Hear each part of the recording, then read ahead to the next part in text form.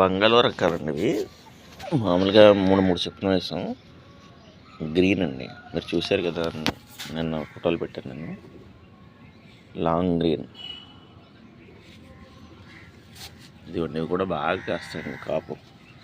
మనం చక్కగా దాన్ని మెయింటైన్ చేయగలిగితే అన్నీ ఇంచుమించుగా పాలినేషన్ అవుతాయి మనం జాగ్రత్తగా తీసుకుంటే.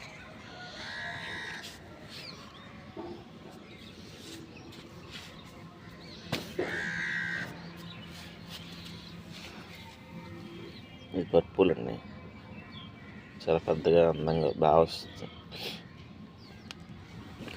ఇది వైట్ కలర్ అండి, ఫుల్ వైట్.